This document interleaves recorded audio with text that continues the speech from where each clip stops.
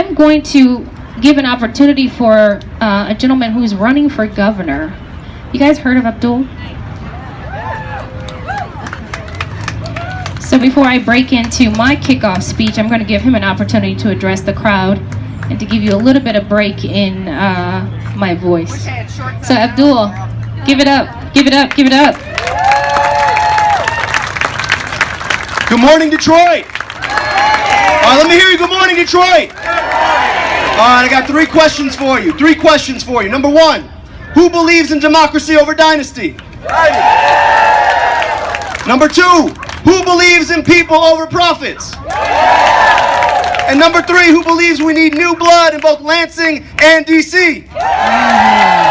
That's why you're here today.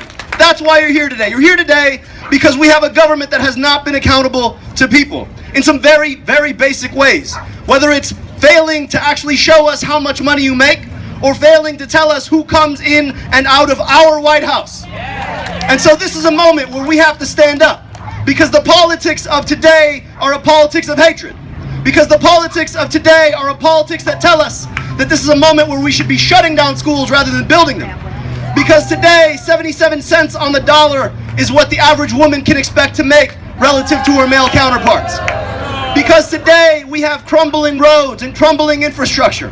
Because today, state government has poisoned 9,000 kids in a city just 50 miles north of here. Because today, our governor does not want to show us what he writes to people in his own administration.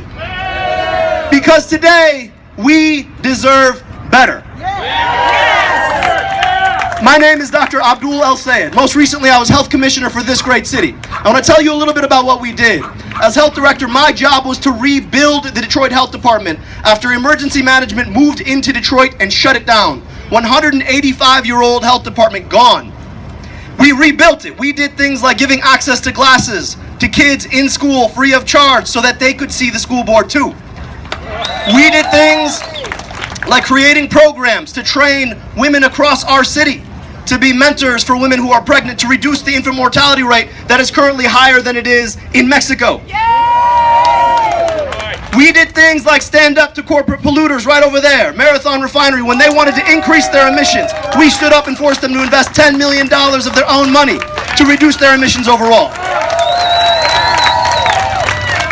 And when we heard about the Flint water crisis, we recognized that our babies could be exposed in their classes too. So we had every single school, daycare, and Head Start, 360 buildings tested to make sure that our babies were learning in a safe and pleasant environment. Now I want to tell you, we all came here today from different places. We look different ways. We may even practice different faiths. But I believe in a Michigan that can come together right now for its future. Because right now, our economy is still playing defense against the 20th century when we could be employing people in jobs that would make our environment even greener than it is today. And I believe that we can have an environment and beautiful Great Lakes and beautiful rivers and clean air and have our jobs too. And I believe that our schools ought to be the best in the country, not the worst. And I believe that every single American, however they look, however they pray, whichever way they choose to love or whom to love, can be as American as everyone else. So today we make a decision to come together right now for our future. I thank you, Detroit, and thank you for coming out today. Together for our future.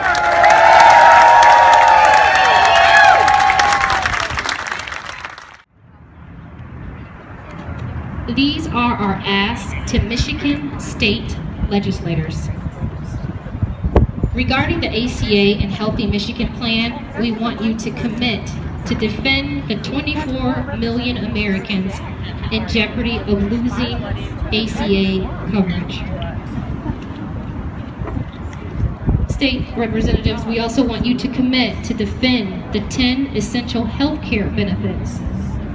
We want you to commit to protect Medicaid expansion in Michigan, commit to protect Americans covered under the current ACA plan from being kicked off of any GOP retirement plan. Regarding Trump's GOP approval to ban payments to medical providers, including Planned Parenthood, that perform safe and legal abortions, we ask you to commit to continuing those payments to those medical providers and upholding the law of the land. Roe is still the law. Regarding future candidates for president, we ask that our state legislators demand the TRUMP legislation, tax returns uniformly made public.